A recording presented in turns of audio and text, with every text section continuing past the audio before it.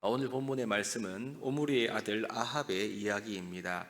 아합이 이스라엘의 왕이 되어 다스렸던 곳은 사마리아다 이렇게 말씀하고 있고요. 사마리아에서 22년 동안 통치했음을 알려주고 있습니다. 아합이 사마리아에서 통치했다는 것은 오므리가 이 사마리아를 건설하고 난 이후에 북이스라엘의 수도가 이제 디르사에서 사마리아로 옮겨졌음을 우리에게 분명히 보여주고 있습니다. 그런데 이 오므리의 아들 아합에 대한 평가가 오늘 16장 30절인데요. 보시면 있습니다. 오므리의 아들 아합이 그의 이전의 모든 사람보다 여호와 보시기에 악을 더욱 행했다 이렇게 말씀하죠. 갈수록 태산입니다. 오므리도 이전 왕보다 훨씬 더 악했는데 지금 오므리의 아들 아합은 오므리보다 훨씬 더 악한 왕이다 이런 뜻으로 우리가 이해할 수가 있겠죠. 그럼 이 아합이 행했던 악한 일이 무엇일까요? 31절에 보시면 기록합니다. 느밧의 아들 여로보암의 죄를 따라 행하는 것을 오히려 가볍게 여기며 시돈 사람의 왕 엣바알의 딸 이세벨을 아내로 삼고 가서 바알을 섬겨 예배하고 이렇게 말씀하죠. 아합은 보니까 이방인을 아내로 삼았습니다. 이후에 나오지만 이 아합의 아내 이세벨은 매우 교활하고 악한 사람입니다. 여기에 더하여 바알을 섬겨서 예배했다. 아합이 그렇게 말씀하고 있죠. 이 바알의 우상 숭배는 32절에 더 구체적으로 설명하고 있습니다. 보시면 사마리아에 건축한 바알의 신전 안에 바알을 위하여 제단을 쌓으며 이렇게 기록하고 있죠. 지금 하나님을 경외해야 할 이스라엘의 왕이 사마리아 이제 새로운 수도에 바알 신전을 건축을 했다. 그리고 이 바알 숭배를 온 이스라엘에 퍼뜨렸다는 것을 말씀을 하고 있습니다. 여기에 그치지 않습니다. 아세라상까지 만들지요. 이것이 33절 말씀입니다. 또 아세라상을 만들었으니 그는 그 이전에 이스라엘의 모든 왕보다 심히 이스라엘 하나님 여호와를 노하시게 하였더라 이렇게 말씀합니다. 이렇게 강력한 군주 오므리의 뒤를 이어서 북이스라엘의 매우 강한 왕이 되었는데 이 아합은 지금 보니까 북이스라엘을 완전히 우상촌지로 만들면서 바알 숭배의 나라로 바꾸어 버린 것입니다. 그러니 모든 역대 왕보다 하나님을 더욱 진노하게 했다는 이 말씀이 과연 맞는 거죠. 지금까지는 여로보암이 세웠던 금송아지 우상, 이 우상이 북이스라엘의 타락의 온상이었지 않습니까? 그런데 여기에 더해서 백성들이 바알과 아세라를 섬기게 하면서 이스라엘을 더욱 부패하게 만든 장본인이 누구인가? 바로 이 아합이라는 것입니다. 여러분, 그렇다면 지금까지 가장 악한 왕인 이 아합이 다스렸던 시대는 이 북이스라엘이 어땠을까요? 악한 왕이니까 나라가 더 약해지거나 어려움이 있어야 되지 않습니까? 그런데 그렇지 않습니다. 우리가 구약 성경을 보시면 자세히 나와 있지는 않지만 이 오므리와 아합 부자가 다스린 북이스라엘 나라는요, 정치적으로, 경제적으로, 외교적으로 매우 부강성을 누렸던 그러한 좋았던 시대였습니다. 역대급으로 악한 왕조인데 굉장한 번영을 누렸던 시기가 바로 이 시기인 거죠. 우리가 이미 살펴보았지만 오므리는 쿠데타가 아닌 군부의 지지와 백성의 지지를 힘입어서 왕이 되었지 않습니까? 그리고 그의 아들 아합은 그 강력한 왕권을 순조롭게 이양받게 되었습니다.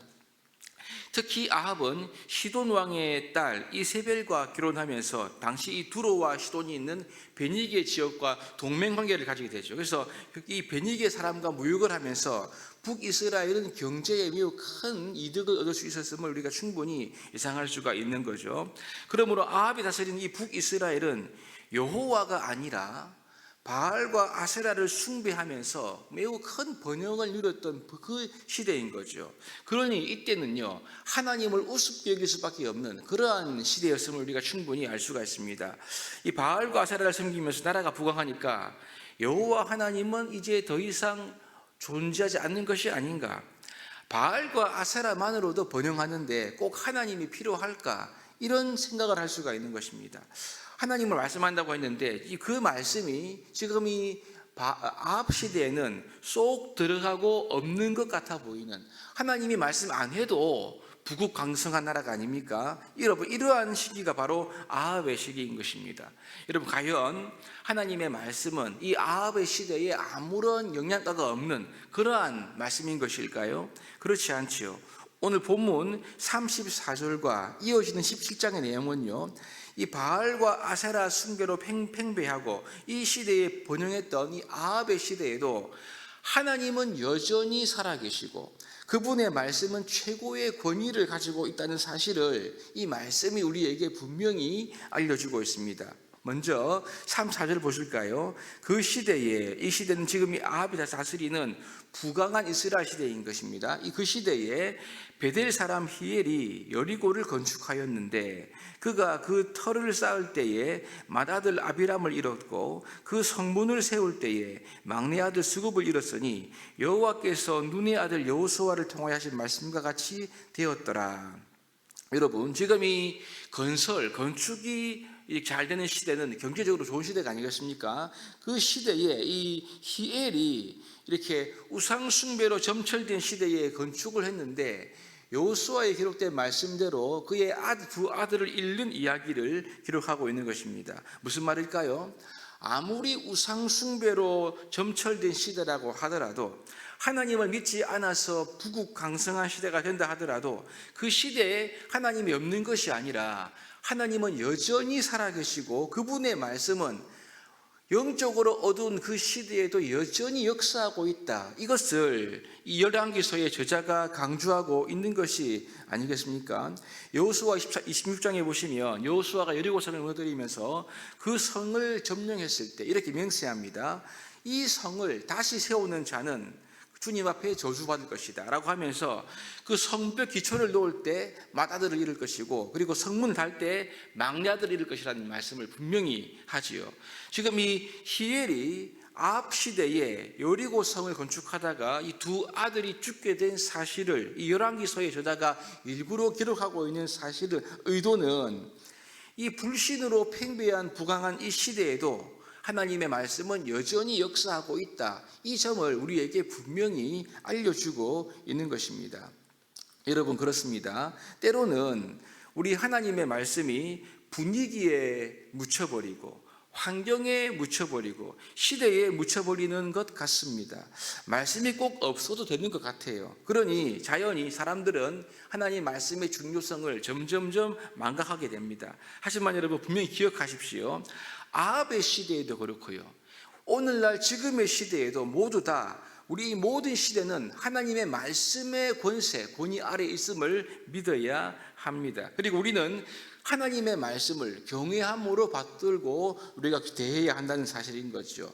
이어지는 17장의 내용이 이것을 극명하게 보여주고 있습니다.